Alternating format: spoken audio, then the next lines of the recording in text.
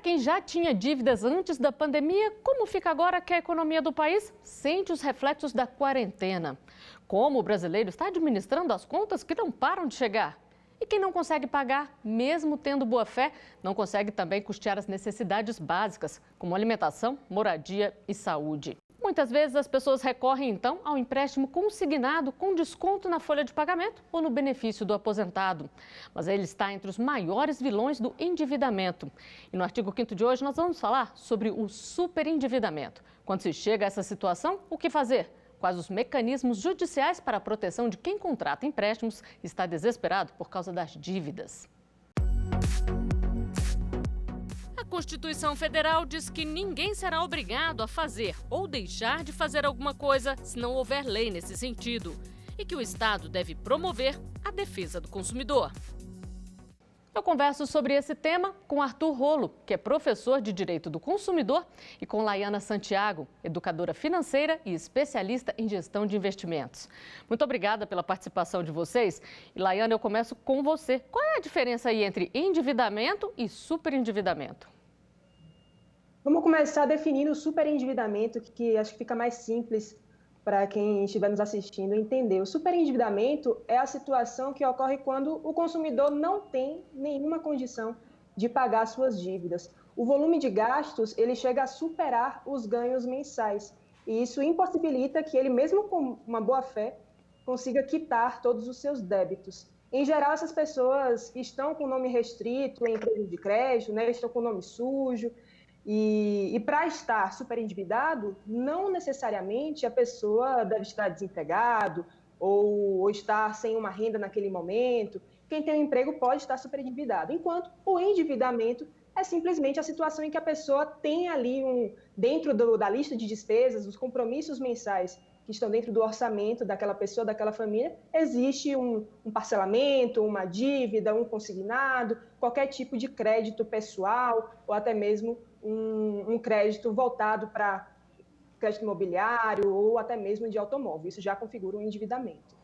Professor Arthur, e quais são aí as previsões legais de defesa desse consumidor superendividado? Então, a gente está tentando aprovar, e com a ajuda dos PROCONs do Brasil inteiro, o PL 3515 de 2015, que é fundamental, é um sistema de falência civil dos brasileiros. Então, como a Laiana já disse, o superendividamento ocorre quando as dívidas saem completamente do controle. A maioria dos brasileiros tem um financiamento, tem aí alguma dívida que estão pagando, sobretudo aquelas pessoas mais humildes, contam o dinheiro certinho para pagar em dia, para manter o seu nome, que muitas dessas pessoas só têm o nome como o seu patrimônio, né?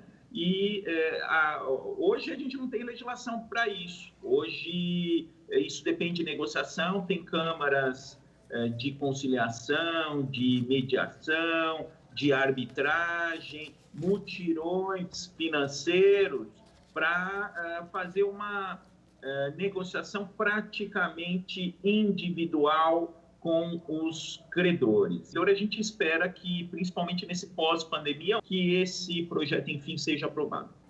E nós recebemos algumas perguntas com dúvidas sobre esse tema. Vamos conferir a primeira delas. Quais as dívidas mais comuns que levam ao superendividamento?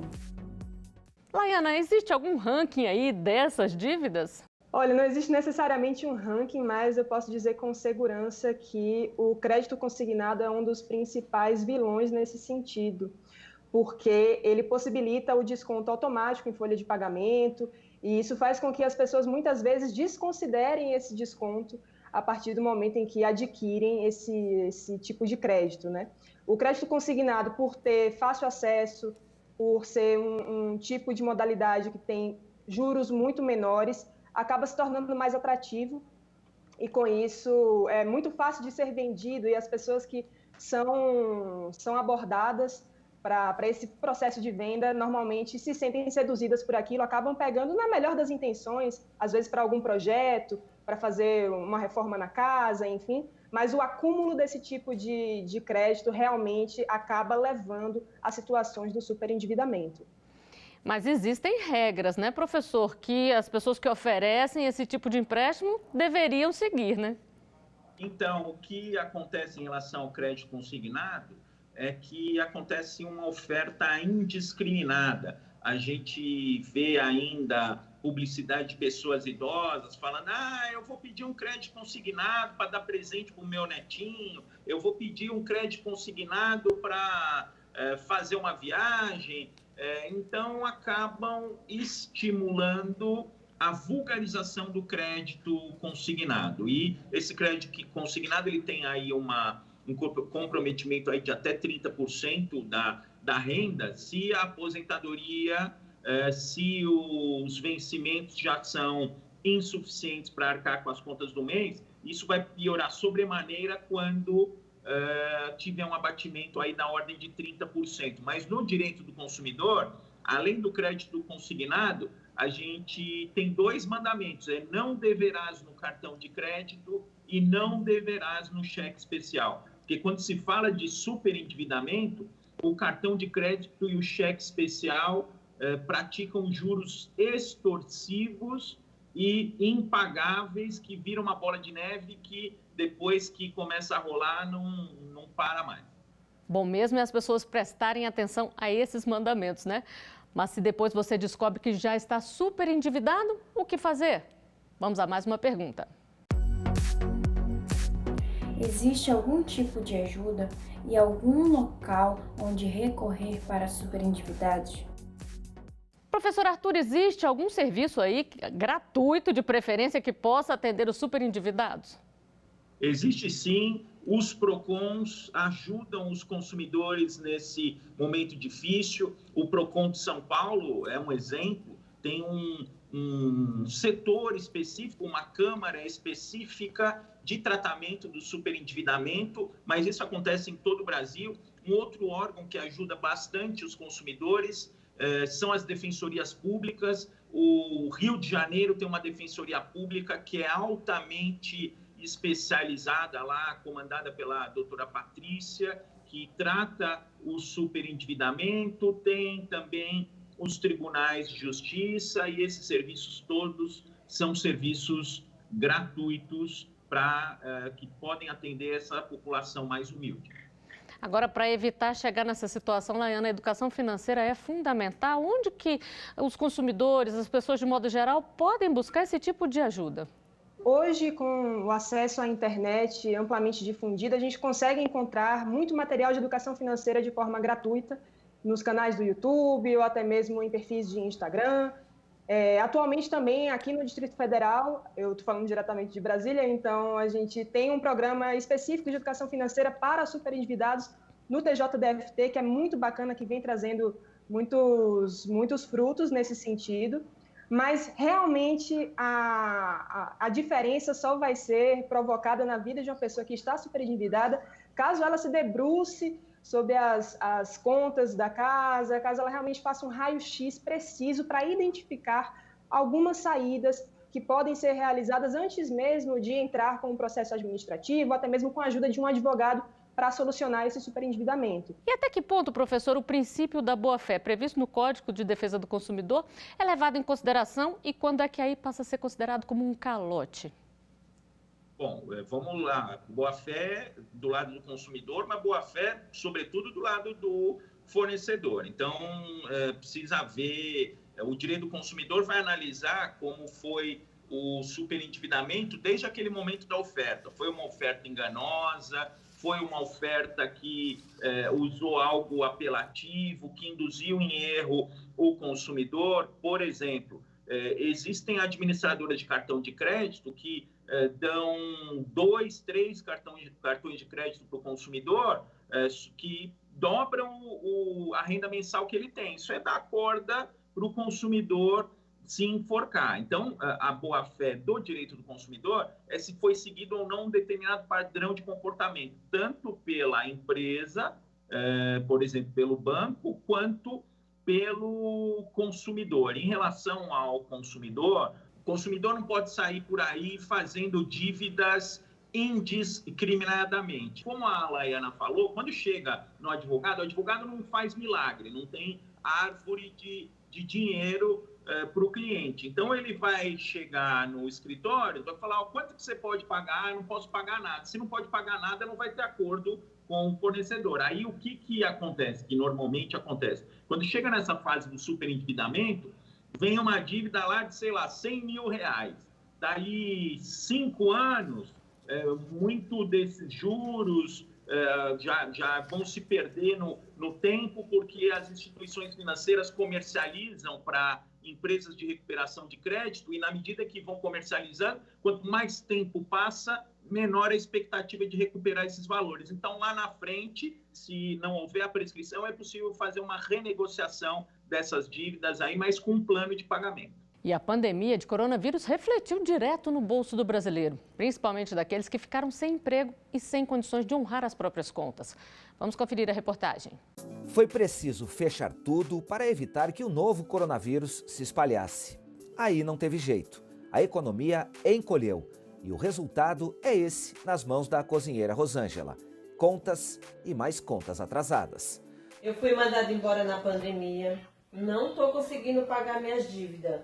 Estou com financiamento atrasado, estou com dívida de aluguel, água e luz, o cartão de crédito, e os juros do cartão de crédito e do carro está muito alto e eu não estou podendo pagar desempregada. Como que eu faço? Caso o CPF do cidadão seja incluído no cadastro de inadimplentes, ele terá restrição para fazer novos empréstimos ou mesmo para compras a prazo. E pior, o devedor pode ser processado. Caso o consumidor seja condenado na justiça, ele pode ter contas bancárias bloqueadas, bens penhorados para quitar dívidas.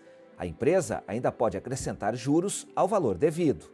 Além disso, dependendo da situação do consumidor, até serviços como água, luz, telefone, TV e outros podem ser suspensos. Laiana, para quem ficou sem emprego e está aí com dívidas, o que priorizar para evitar piorar ainda mais a situação? Caso você esteja numa situação de desemprego, é muito importante já eliminar do orçamento tudo aquilo que é supérfluo, tudo aquilo que não faz sentido estar na sua conta, você está pagando naquele momento difícil.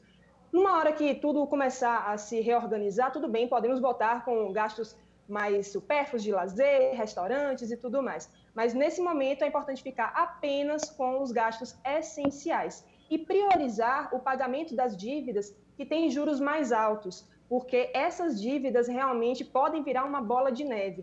Até mesmo pensar em negociações para troca de dívida, para que você consiga controlar melhor essa taxa de juros e ter uma previsibilidade maior de como vai ficar o seu orçamento no mês a mês. Porque, como o Arthur mesmo comentou, taxas de cheque especial ou até mesmo do rotativo do cartão de crédito são muito altas. E caso a pessoa não se atente para esses valores, vai acabar aumentando ainda mais o endividamento, até mesmo no curto prazo. Não precisa de muito tempo para o negócio começar a apertar. Então, caso essa pessoa esteja com o cartão de crédito enrolado, ali com cheque especial, procurar uma solução para troca de dívida, para controlar esses juros e, a partir daí, realmente ter o orçamento bem mais restrito, visando a inserção novamente aí no mercado de trabalho. Agora, professor, em situações mais críticas, aí existe a figura da insolvência civil. Explica isso para a gente. Bom, insolvência civil vai acontecer naquelas situações em que o passivo da pessoa, as dívidas da pessoa são maiores do que a sua renda, do que os seus recebimentos. Mas, como a gente disse, isso é um instituto que é muito usado no direito norte-americano, muito comum no direito norte-americano. A gente está vendo, vamos fazer um paralelo com o que está acontecendo agora com as empresas aéreas nessa situação de pandemia. As empresas aéreas tinham vendido muitos bilhetes e os consumidores não puderam viajar.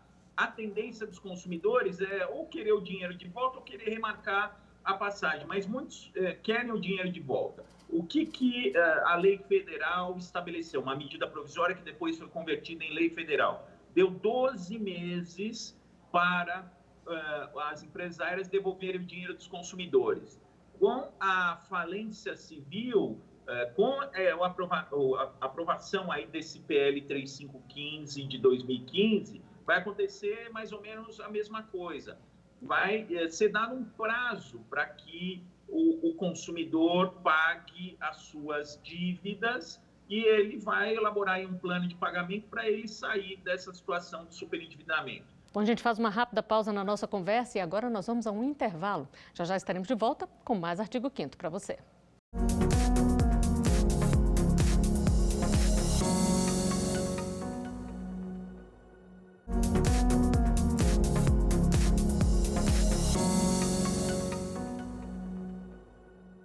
O Artigo 5º está de volta. No programa de hoje a gente fala sobre o superendividamento e direitos de quem contrata empréstimo consignado. Sobre esse tema eu converso via Skype com Arthur Rolo, que é professor de Direito do Consumidor, e com Laiana Santiago, educadora financeira e especialista em gestão de investimentos. E agora vamos falar do vilão de quem toma empréstimo e sem prestar atenção no contrato, no prazo ou nas taxas de juros. Nós temos uma pergunta enviada para a nossa equipe sobre isso. Como evitar golpes no empréstimo consignado? Laiana, a que o consumidor deve se atentar, como se precaver aí para não cair em um golpe? Bom, em momentos de crise, os golpes financeiros aumentam ainda mais, então o cuidado deve ser redobrado. A gente pode usufruir dos benefícios de um crédito, de um empréstimo consignado de forma muito segura, desde que a gente siga algumas medidas específicas. Antes de qualquer coisa, é importante pesquisar se o banco é autorizado pelo Banco Central, pela Previdência Social, para oferecer esse crédito consignado. Também pesquisar o histórico dessa instituição financeira nos órgãos de defesa do consumidor, sites de reclamação, por exemplo, também podem dar algumas pistas se isso se trata de um golpe ou não. E para contratar qualquer tipo de empréstimo, é importante fazer simulações em diversas instituições financeiras, em muitos bancos, para comparar essas taxas de juros e verificar o que realmente está sendo praticado pelo mercado. Muitas vezes você pode se deparar com uma oferta que é boa demais para ser verdade, com taxas de juros muito baixas e que você precisa pagar uma taxa antecipada, por exemplo. Normalmente, isso configura um golpe. Se ficar comprovado ali que o consumidor caiu num golpe, que o contratante fez um golpe ali em cima dele, quais são os direitos dele? Muitas vezes, esses golpes são praticados com contas falsas abertas, com empresas que não têm lastro, que têm pessoas atrás que não têm lastro nenhum, que não têm condições de arcar com indenizações. Por isso, a importância muito grande da prevenção, tomar cuidado com contratação de empréstimos via internet, principalmente quando recebe e-mails, via redes sociais, enfim. Mas se de todo o golpe aconteceu, por exemplo, se foi uma conta aberta com um documento falso, se o seu dinheiro foi depositado numa conta aberta com um documento falso, é possível sim responsabilizar a instituição financeira, é possível responsabilizar a empresa que está por trás, só que o que acontece? Para alguém que já está super endividado, que já está numa situação financeira ruim, fica pior ainda ter que ir atrás de um advogado. Mas a Defensoria Pública advoga gratuitamente para as pessoas. O limite de atuação da Defensoria Pública é muito baixo e não pega uma camada grande das pessoas super endividadas. Então, vai ter que contratar um advogado, vai ter que ir atrás. Os processos normalmente demoram, em determinados estados demoram mais, em outros estados demoram menos, mas o processo judicial ele demora e o processo judicial também tem seus riscos. O advogado que fala para o cliente que o processo está ganho, você tem que fugir dele porque não existe processo ganho. Por mais que o direito do cliente seja um direito muito bom, não dá para a gente, enquanto advogado, garantir o resultado. Então, o foco é prevenção. Prevenção do superendividamento, prevenção do golpe, todo o critério, fazer todas essas pesquisas que a Laiana mencionou, porque depois que o problema se instala, fica muito mais difícil e às vezes você corre atrás e não consegue resolver. Pois é, o senhor falou aí de um outro tipo de golpe, que é o empréstimo contratado em nome da pessoa sem ela autorizar, né? Então, tem uma previsão, inclusive, do artigo 17 do Código de Defesa do Consumidor, pouca gente sabe disso, que mesmo que você não tenha contratado um produto ou um serviço, você é consumidor quando você é vítima de um evento, de um acidente de consumo, de um dano decorrente de uma relação de consumo. Nesse caso, empréstimos consignados feitos em meu nome, sendo que eu não contratei, configuram motivo para invocar esse artigo 17 do Código de Defesa do Consumidor. Nesse caso aí para a gente, como a gente diz no popular, é para ir para cima da instituição, porque com essa flexibilização dos critérios de abertura de conta corrente, com a possibilidade de você abrir conta corrente, inclusive à distância, tem bancos que às vezes acabam falhando no seu dever de segurança e com isso causando danos aos consumidores. Eles respondem por esses danos. E depois de contratado o crédito consignado, é possível desistir dele? Essa é uma das perguntas enviadas para a nossa equipe.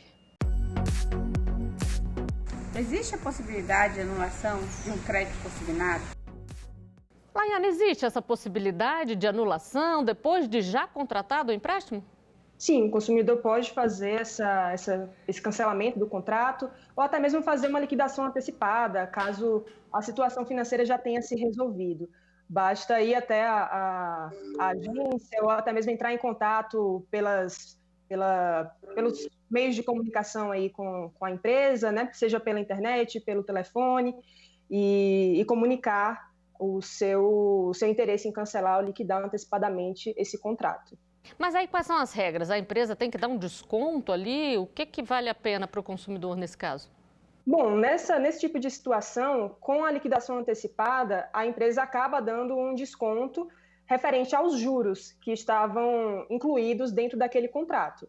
Mas, ainda assim, existem situações em que a instituição financeira não disponibiliza esse desconto, o que acaba sendo um problema para a pessoa que recorreu a esse empréstimo e estava com a intenção de quitar de forma antecipada ou de se livrar o mais rapidamente daquela situação. Então, ela precisaria arcar com um valor um pouco maior do que estava previsto. Agora, professor, com a pandemia, as regras mudaram um pouco, o crédito foi ampliado de acordo com as normas do INSS. Isso ajuda ou acaba atrapalhando o consumidor que não tem muita ali noção do que ele está fazendo? No primeiro momento ajuda, mas no segundo momento atrapalha, porque fica difícil depois de se arcar com as contas diante da redução dos proventos de aposentadoria. Então, ajuda e também atrapalha. E o que o consumidor ele deve levar em consideração antes de pedir um empréstimo consignado? Saber se vai ajudar ali a pagar as contas realmente num primeiro momento e como quitar isso depois?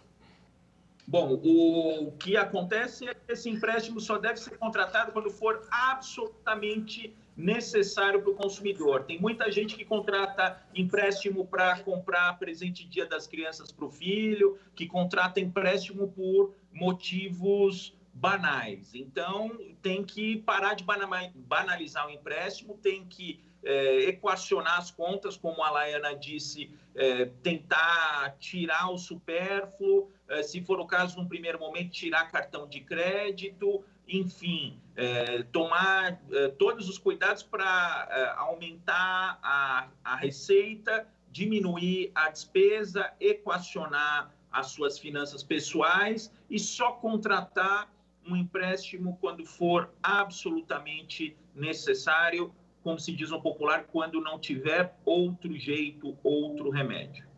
E o que acontece se quem contratou o empréstimo morre e ele ainda não foi quitado? Nós temos mais uma pergunta, vamos conferir. Se a pessoa que contratou o empréstimo consignado falecer, quem arca com a dívida? Professor, como é que fica essa situação aí? Tem sucessor da dívida também? A dívida, ela não passa da pessoa do falecido. Só vai deixar dívida se deixar valores para arcar com esta dívida. E tem alguns contratos que também prevêem uma cláusula nos casos de falecimento, é um seguro de falecimento. Esse seguro, às vezes, acaba sendo contratado até sem o consumidor saber, dentro daquilo que a gente chama de venda casada, né? E precisa ver a cláusula, mas normalmente os contratos têm uma cláusula que, em caso de falecimento, aquele contrato vai se reputar quitado, mas também precisa ver se tem doenças pré-existentes ou não, porque pode ser que em um caso de doença pré-existente essa cláusula não seja aplicável. Laiana, e existe a portabilidade desse crédito? Por exemplo, a pessoa contratou ali o empréstimo, mas ela quer passar a dívida para alguém. Pode isso? Pode sim, inclusive pode ser uma excelente solução para reduzir as taxas de juros praticadas no empréstimo de origem, no empréstimo antigo. Mas a instituição financeira concorrente, quando vai aceitar essa portabilidade, ela pode ou não submeter a te aceitar dentro desse tipo de arranjo. O que acontece? A portabilidade é muito semelhante à portabilidade da telefonia. Quando você quer mudar de operadora para ficar com condições melhores e dessa forma usufruir de um serviço mais interessante para você. Você muda esse crédito para um outro banco, ou até mesmo dentro do próprio banco você pode encontrar uma outra linha de crédito que seja interessante com juros mais baixos. E assim facilita bastante na hora de reduzir os custos da dívida. Mas claro que você vai ser submetido a uma análise de crédito, como em qualquer outra situação. E caso você passe por essa análise, aí sim a instituição financeira pode te oferecer a solução da portabilidade. E, inclusive, de uma instituição para outra pode ser feito também, se os juros estiverem melhores na outra instituição? Sim, inclusive de uma instituição para outra. Muitas vezes não é necessário sequer você ter uma conta corrente na outra instituição. O que é importante a gente ressaltar. Muitas pessoas acreditam que, poxa, não tenho conta naquele banco, então nem vou fazer uma simulação de portabilidade ou de troca de dívida naquele banco. Mas isso não é nenhum impeditivo. Você pode simular, inclusive é recomendado que você simule no maior número de instituições financeiras possível e imagináveis para comparar todas essas condições e encontrar a melhor solução para você, encontrar a solução que tenha juros mais baixos ou que tenha uma parcela que realmente caiba no seu orçamento e que você consiga arcar com aquele combinado. Agora, professor Arthur, um problema que também acontece muitas vezes é alguém pedir para um terceiro contratar empréstimo em nome dele. Isso aí é uma coisa que pode ficar séria no futuro, não é não? Isso aí é a maior furada, né? Ah, meu nome está sujo, eu vou contratar um empréstimo no seu nome, mas fica tranquilo que eu pago em dia.